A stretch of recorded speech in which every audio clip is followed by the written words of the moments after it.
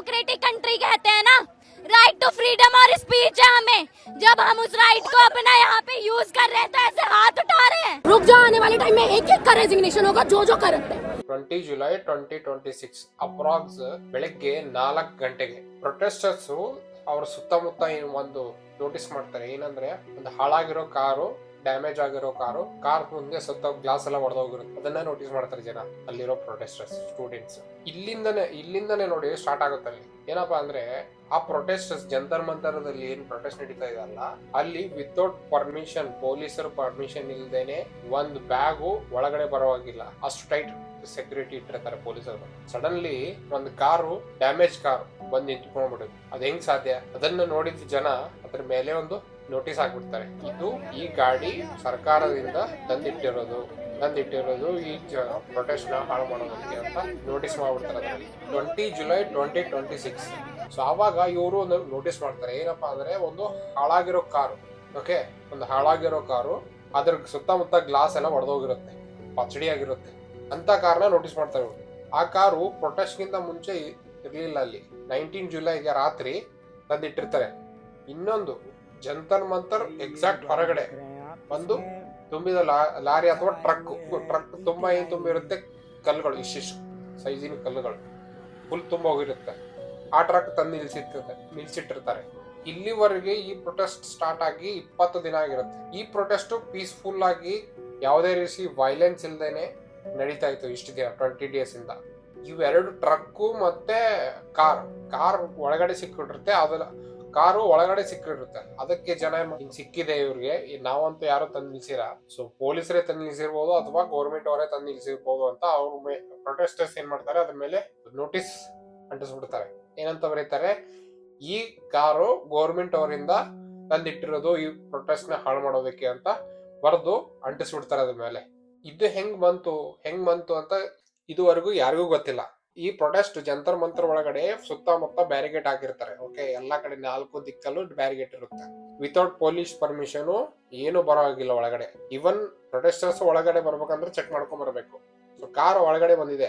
ಅವತ್ತಿನ ದಿನನೇ ಗಾಡಿ ಒಳಗಡೆ ತಂದಿಟ್ಟ ಅವತ್ತಿನ ದಿನನೇ ಪೊಲೀಸರು ಏನ್ ಮಾಡ್ತಾರೆ, ಎಲ್ಲಾ ಬ್ಯಾರಿಗೇಡ್ಸ್, ಓಕೆ, ಬ್ಯಾರಿಗೇಡ್ಸ್ ಅಥವಾ ಚೆಕಿಂಗ್ ಮಷಿನ್ಸ್ ಇರುತ್ತಲ್ಲ ಅದನ್ನೆಲ್ಲ ತೆಗೆದು ಬಿಡ್ತಾರೆ. ಕ್ಯಾಮರಾಸು ಅವೆಲ್ಲ ತೆಗೆದು ಬಿಡ್ತಾರೆ ಪೊಲೀಸರು. ಇದು ಸಡನ್ಲಿ ಆಗುತ್ತಾ ನೆಕ್ಸ್ಟ್ ಡೇನೆ ಪ್ರೊಟೆಸ್ಟ್ ಅಂದ್ರೆ 20 ಜುಲೈಗೆ ಪ್ರೊಟೆಸ್ಟ್ ಸ್ಟಾರ್ಟ್ ಆಗಿದೆ. ಸಂಸದ್ ಮಾರ್ಚ್ಗೆ ಹೋಗೋದಿದೆ, ಅದು ಅನೌನ್ಸ್ ಮಾಡ್ತಾರೆ CJP ಲೀಡರ್ಸ್. ಓಕೆ, ಜನರಿಗೆ ನಾವು 20 ಜುಲೈಗೆ ಸಂಸದ್ ಮಾರ್ಚ್ಗೆ ಹೋಗ್ತಾ ಇದೀವಿ, ಸೊ ಜನ ತುಂಬಾ ಜನ ಬರೋ ಸಾಧ್ಯತೆ ಇದೆ ಅಂತ ಅನೌನ್ಸ್ ಮಾಡ್ಬಿಡ್ತಾರೆ. ಸೊ ಅನೌನ್ಸ್ ಮಾಡಾದ್ಮೇಲೆ ಪೊಲೀಸರು ಏನ್ ಮಾಡ್ತಾರೆ, ಎಲ್ಲಾ ಬ್ಯಾರಿಗೇಡ್ಸ್ ಎಲ್ಲ ಕ್ಯಾಮರಾಸ್ ಎಲ್ಲ ತೆಗೆದು ಹೋಗ್ಬಿಡ್ತಾರೆ. ಅನೌನ್ಸ್ ಮಾಡಾದ್ಮೇಲೂ ಓಕೆ, ಜಾಸ್ತಿ ಜನ ಬರ್ತಾರೆ ಅಂತ ಪೊಲೀಸರು ಟೈಟ್ ಸೆಕ್ಯೂರಿಟಿ ಅಥವಾ ಬ್ಯಾರಿಗೇಡ್ಸ್ ಹಾಕೊಂಡಿರ್ಬೇಕಲ್ವಾ, ಇವರು ಉಲ್ಟಾ ತೆಗೆದಿದ್ದಾರೆ. ಇದು ಯಾಕೆ ತೆಗೆದಿದಾರಲ್ಲ, ಅದ್ರ ಮುಂದೆ ಇನ್ನೇ ಒಂದು ದೊಡ್ಡ ಕಾರಣನೇ ಇರ್ಬೋದು. ಪ್ಲಾನ್ ಮಾಡ್ತಾ ಇದ್ದಾರೆ ಪೊಲೀಸರು. ನೆಕ್ಸ್ಟ್ ಏನಾಯ್ತು ಅಂತ ನಾವು ಎಕ್ಸ್ಪೆಕ್ಟೇ ಮಾಡಿಲ್ಲ. ಆ ತರ ಸಿಚುವೇಶನ್ ಆಗಿದೆ. ಒಂದು ಡಿಕ್ಟೇಟರ್ಶಿಪ್ ಗೌರ್ಮೆಂಟ್ ಅವರ ಕುರ್ಚಿಯಲ್ಲಿ ಬಿದ್ದೋಗ್ಬಿಡುತ್ತೋ ಅಂತ ಡೆಮೋಕ್ರಸಿನ ಮುಗಿಸೋಕಂತ ಪ್ಲಾನ್ ಮಾಡ್ತಾ ಇತ್ತು.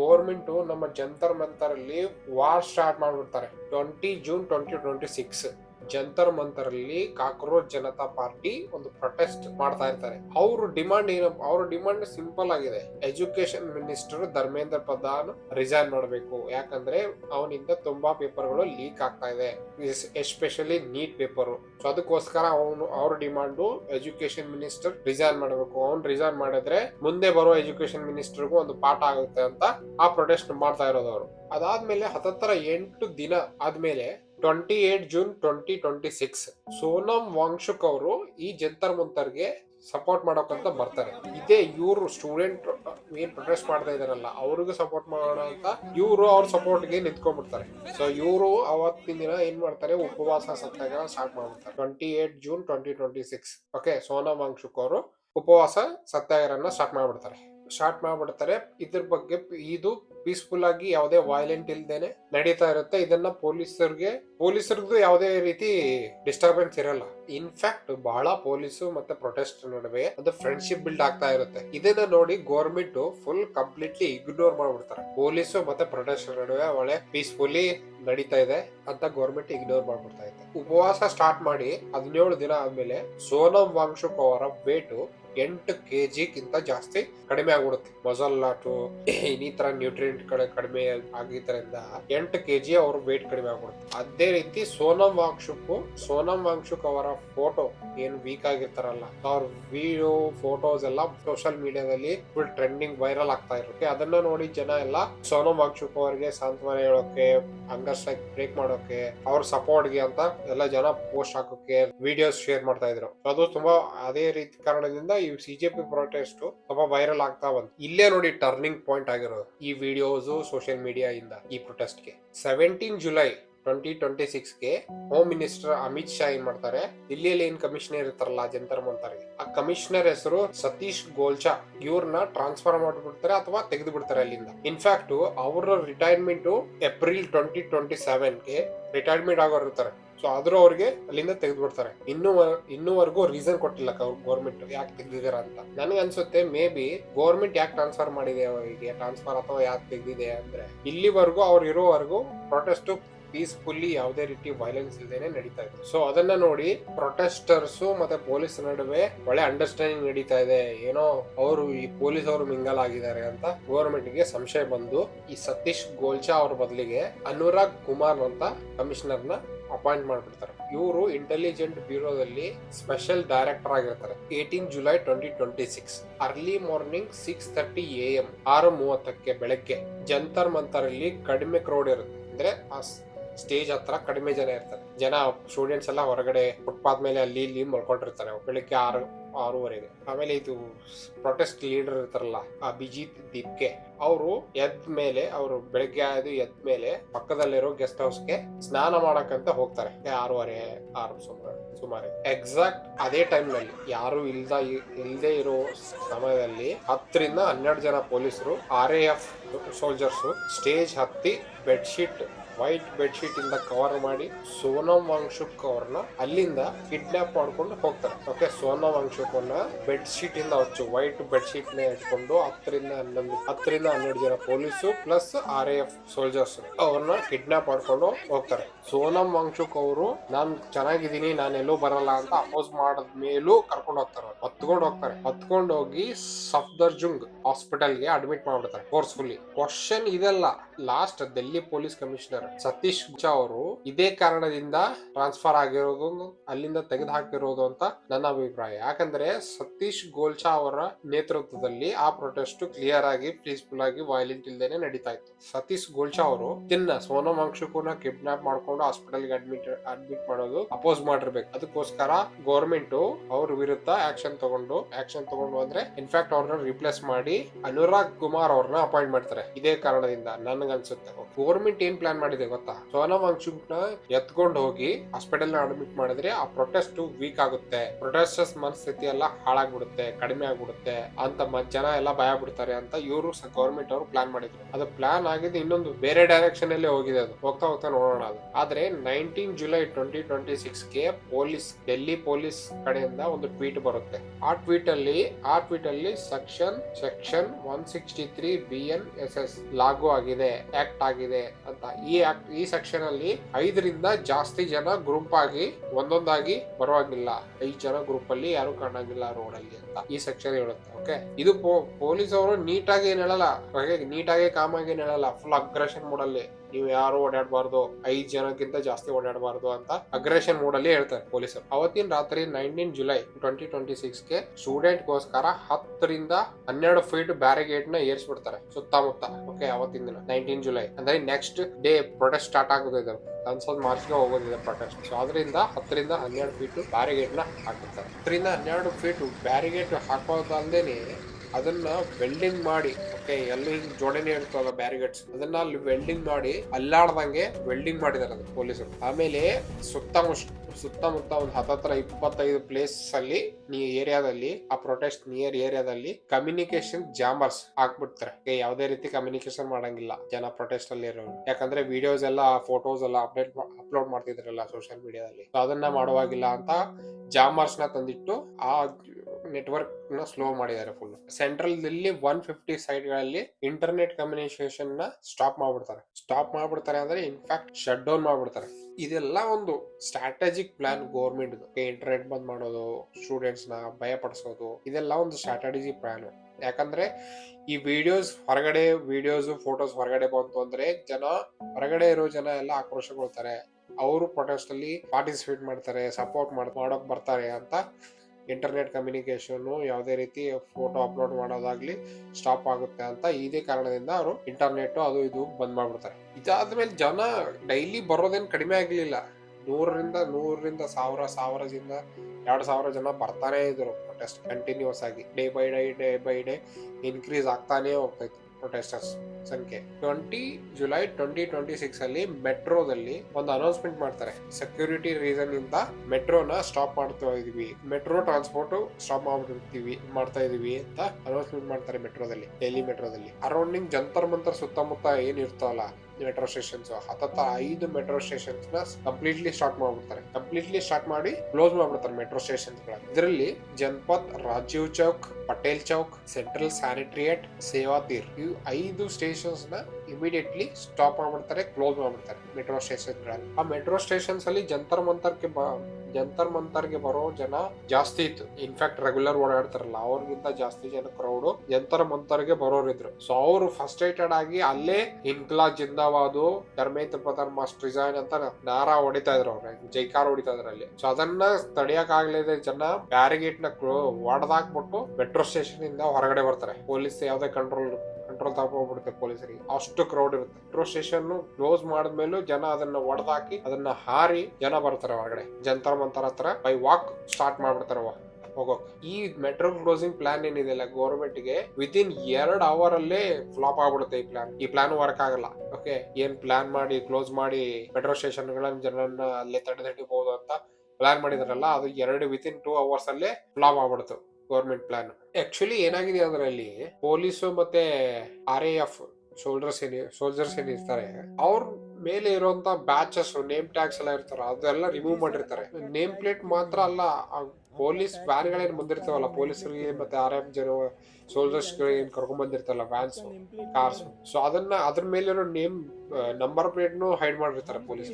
ಯಾವ ಪೊಲೀಸರು ಸ್ಟೂಡೆಂಟ್ಸ್ ಗೆ ಲಾಠಿ ಚಾರ್ಜ್ ಮಾಡ್ತಿರ್ತಾರಲ್ಲ, ಆ ಪೊಲೀಸರು ಮುಖಕ್ಕೆ ಕರ್ಚೀಫು ಅಥವಾ ಟವಲು ಸುತ್ತಕೊಂಡು ಮುಚ್ಕೊಂಡು ಹೊಡಿತಾ ಇದ್ರು ಸ್ಟೂಡೆಂಟ್ಸ್ ಗೆ. ಯಾವ ಪೊಲೀಸ್ ಈ ತರ ಮಾಡ್ತಾರೆ ಹೇಳಿ? ಒಂಥರ ಸ್ಟೂಡೆಂಟ್ಸ್ ಗೆ ಟೆರರಿಸ್ಟ್ ತರ ಬಿಹೇವ್ ಮಾಡ್ತಾ ಇದ್ರು ಪೊಲೀಸರು. ಅದಾದ್ಮೇಲೆ ಸ್ವಲ್ಪ ಜನ ಕ್ಯಾಶುವಲ್ ಡ್ರೆಸ್ ಅಲ್ಲಿ, ಅಂದ್ರೆ ಸಿವಿಲ್ ಡ್ರೆಸ್ ಅಲ್ಲಿ, ಕಲರ್ ಅಂದ್ರೆ ವಿತೌಟ್ ಪೊಲೀಸ್ ಡ್ರೆಸ್ ಅಲ್ಲಿ, ಕಾಕಿ ಡ್ರೆಸ್ ಅಲ್ಲ, ನಾರ್ಮಲ್ ಡ್ರೆಸ್ ಅಲ್ಲಿ ಬಂದು ಪೊಲೀಸರ ಜೊತೆ ಸೇರಿ ಪೊಲೀಸರ ಜೊತೆ ಲಾಠಿ ಚಾರ್ಜ್ ಮಾಡಿದ್ದಾರೆ ಸ್ಟೂಡೆಂಟ್ಸ್ ಮೇಲೆ.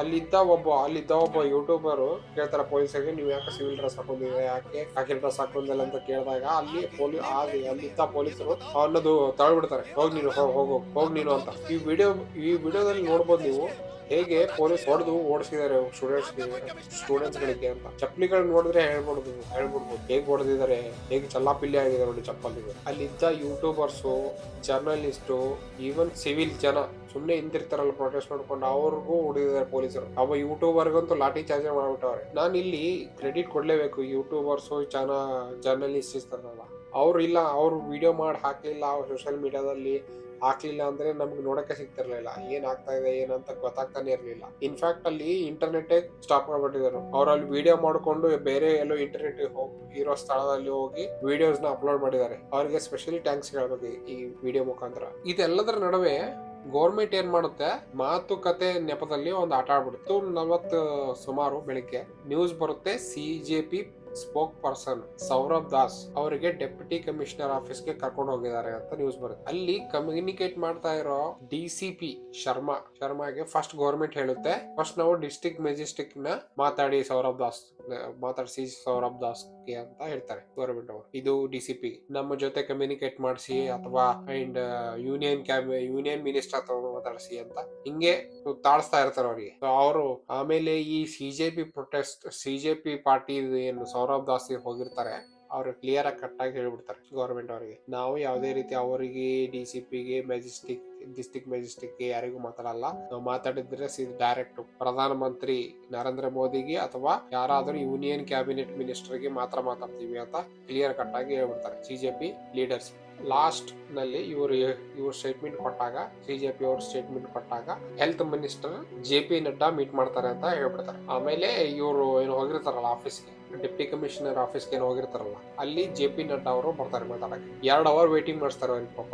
CJP ಪ್ರೊಟೆಸ್ಟ್ ಲೀಡರ್ಸ್ ಏನ್ ಇರ್ತಾರಲ್ಲ ಆಫೀಸ್ ಅಲ್ಲಿ 2 ಅವರ್ ವೇಟ್ ಮಾಡಿಸ್ತಾರೆ JP ನಡ್ಡಾ ಅವರು ಬರ್ತಾ ಇದಾರೆ ಅಂತ. ಸೊ ಬಂದಾದ್ಮೇಲೆ ಓನ್ಲಿ 10 ನಿಮಿಷ ಮಾತಾಡ್ತಾರೆ. 10 ನಿಮಿಷದಲ್ಲಿ ಏನ್ ಮಾತಾಡ್ತಾರೆ ಗೊತ್ತಾ? ನಿಮ್ ಡಿಮಾಂಡ್ಸ್ ಏನಿದೆ ಅದು ನಾವು ಇಂಟರ್ನಲ್ ಟೀಮ್ ಹತ್ರ ಇಂಟರ್ನಲ್ಲಿ ಡಿಸ್ಕಸ್ ಮಾಡಿ ನಿಮಗೆ ತಿಳಿಸ್ತೀವಿ ಅಂತ ಅಷ್ಟು ಹೇಳಿ ಹೋಗ್ಬಿಡ್ತಾರೆ. 10 ನಿಮಿಷ ಮಾತಾಡಿದ್ದಾರೆ. 2 ಅವರ್ ವೇಟಿಂಗ್ ಮಾಡಿಸ್ತಾ ಇದ್ದಾರೆ. 10 ನಿಮಿಷ ಮಾತಾಡಿ ಹೋಗ್ಬಿಡ್ತಾರೆ JP ನಡ್ಡಾ ಅವರು. ಇದೆಲ್ಲ ಮೀಟ್ ಮಾಡೋದು, ಕಮ್ಯುನಿಕೇಶನ್ ಮಾಡೋದು ಎಲ್ಲ ಒಂದು ಆ ಪ್ರೊಟೆಸ್ಟ್ ಗೆ ಡಿಸ್ಟ್ರಾಕ್ಷನ್ ಮಾಡೋದು ಗೌರ್ಮೆಂಟ್ ಉದ್ದೇಶ ಆಗಿದೆ. ಸೊ ಅಲ್ಲಿ ಗೌರ್ಮೆಂಟ್ ಲೀಡರ್ಸ್ ನ ಅಲ್ಲಿಂದ ಎಸ್ಕೇಪ್ ಮಾಡಿಸಿ, ಅಂದ್ರೆ ಬೇರೆ ಕಡೆ ಹೋಗಿಸಿ, ಆದ್ರೆ ಮೀಟ್ ಮಾಡ್ತೀವಿ ಹಂಗೆ ಹಿಂಗೆ ಕತೆ ಹೇಳಿ ಅಲ್ಲಿಂದ ಶಿಫ್ಟ್ ಮಾಡಿಸಿ, ಅಲ್ಲಿ ಪ್ರೊಟೆಸ್ಟರ್ಸ್ ಏನ್ ನಡೀತಾ ಇರತ್ತಲ್ಲ, ಪ್ರೊಟೆಸ್ಟರ್ಸ್ಗೆ ಲೀಡರ್ಸ್ ಎಲ್ಲಿ ಹೋದ ಅಂತ ಅವ್ರಿಗೆ ಗೊಂದಲ ಹುಟ್ಲಿ ಅಂತ, ವಿತೌಟ್ ಲೀಡರ್ಸೇ ಪ್ರೊಟೆಸ್ಟ್ ಮೂವ್ ಆಗಲ್ಲ ಅಂತ ಇವ್ರು ಸರ್ಕಾರದವರು ಪ್ಲಾನ್ ಮಾಡಿ ಇವ್ರನ್ನ ಆ ಕಡೆ ಈ ಕಡೆ ಮಾಡಿ ಆ ಪ್ರೊಟೆಸ್ಟ್ ನ ಅದೇ ಸಮಯದಲ್ಲಿ ಪೊಲೀಸರಿಂದ ಲಾಠಿ ಚಾರ್ಜ್ ಮಾಡ್ಸಕ್ ಸ್ಟಾರ್ಟ್ ಮಾಡ್ಬಿಡ್ತಾರೆ. ಲಾಠಿ ಚಾರ್ಜ್ ಸ್ಟಾರ್ಟ್ ಮಾಡಿ ಅಲ್ಲಿಂದ ಜಂತರ್ ಮಂತರ್ ಅಲ್ಲಿ ಸೋನಮ್ ವಾಂಗ್ಚುಕ್ 2-3 ವಾರದಿಂದ ಏನು ಹಂಗರ್ ಸ್ಟ್ರೈಕ್ ಅಲ್ಲಿ ಕುಂತಿದ್ರಲ್ಲ ಆ ಸ್ಟೇಜ್ ನ ಧ್ವಂಸ ಮಾಡ್ಬಿಡ್ತಾರೆ ಪೊಲೀಸರು. ಆ ಸ್ಟೇಜ್ ನ ಡಿಸ್ಮೆಂಟಲ್ ಮಾಡ್ಬಿಡ್ತಾರೆ ಪೊಲೀಸರು. ಇದೇ ಟೈಮ್ ನಲ್ಲಿ ಆ ಲೀಡರ್ಸ್ ಇರಲ್ವಲ್ಲ, ಅದೇ ಟೈಮ್ ಅಲ್ಲಿ ಅಲ್ಲಿ ಹೋಗಿ ಅಷ್ಟೇ ಸ್ಟೇಜ್ ನ ಧ್ವಂಸ ಮಾಡ್ಬಿಡ್ತಾರೆ. ಸೊ ಇದು ಎಲ್ಲ ಮಾಡಿದ್ರಲ್ಲ ಗೌರ್ಮೆಂಟ್, ಇದು ಉಲ್ಟಾ ಆಗ್ಬಿಡ್ತು ಗೌರ್ಮೆಂಟ್ಗೆ. ಇದು ಏನ್ ಕಾಂಪ್ರಮೈಸ್ ಮಾಡಕ್ಕೆ, ಏನಾದ್ರು ಡೆಮಾಲಿಷ್ ಮಾಡಕ್ಕೆ, ಪ್ರೊಟೆಸ್ಟ್ ನ ಹಾಳು ಮಾಡೋದಕ್ಕೆ ಟ್ರೈ ಮಾಡಿದ್ರಲ್ಲ, ಅದರಿಂದ ಇನ್ನೂ ಜಾಸ್ತಿ ಜನ ರೊಚ್ಚಿಗೆದ್ದು, ಇನ್ನೂ ಜನ ಜಾಸ್ತಿ ಬಂದು ಹತ್ತತ್ರ ಸಾಯಂಕಾಲ ಆದಂತೆ ಅಲ್ಲಿ ಪ್ರೊಟೆಸ್ಟರ್ಸ್ ಲಕ್ಷಾಂತರ ಜನ ಪ್ರೊಟೆಸ್ಟರ್ಸ್ ಮತ್ತೆ ಕೂಡ್ತಾರೆ ಜಂತರ್ ಮಂತರಲ್ಲಿ. ಮತ್ತೆ ಹೈ ಆಗಿರುತ್ತೆ ಕ್ರೌಡ್. ಈ ಪ್ರೊಟೆಸ್ಟ್ ಓನ್ಲಿ ಡೆಲ್ಲಿಯಲ್ಲಿ ಮಾತ್ರ ನಡೆದಿಲ್ಲ, ಲಕ್ನೋ ಯೂನಿವರ್ಸಿಟಿ ಸ್ಟೂಡೆಂಟ್ಸ್ ಇದ್ರ ಬಗ್ಗೆ ಪ್ರೊಟೆಸ್ಟ್ ಸ್ಟಾರ್ಟ್ ಮಾಡಿದ್ದಾರೆ ಅಲ್ಲಿ. ಮತ್ತೆ UP ಪೊಲೀಸು ಅವ್ರನ್ನ ಅರೆಸ್ಟ್ ಮಾಡ್ಬಿಟ್ಟು ಕರ್ಕೊಂಡು ಹೋಗ್ಬಿಡ್ತಾರೆ ಲಕ್ನೋದಲ್ಲಿ. ಆಮೇಲೆ ಅಲಹಾಬಾದ್ ಸ್ಟೂಡೆಂಟ್ಸ್ ಪ್ರೊಟೆಸ್ಟ್ ಮಾಡ್ತಾರೆ, ಅಲ್ಲಿಂದನೂ ಪೊಲೀಸರು ಡಿಟೈನ್ ಮಾಡ್ತಾರೆ ಸ್ಟೂಡೆಂಟ್ಸ್ಗೆ. ಅದಾದ್ಮೇಲೆ ಅಹಮದಾಬಾದ್ ಸ್ಟೂಡೆಂಟ್ಸ್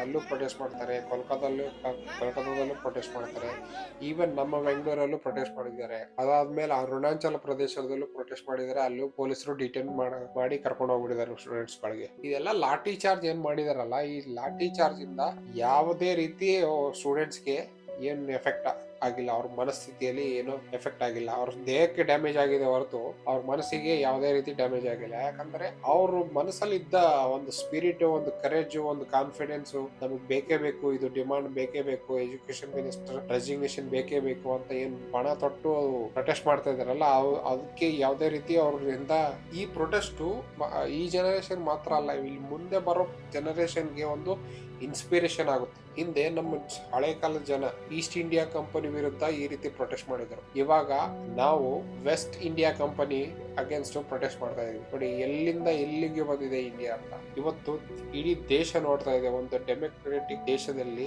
ಆ ಡೆಮೋಕ್ರಸಿನ ಹೆಂಗೆ ಹಾಳು ಮಾಡ್ತಾ ಇದಾರೆ ಅಂತ.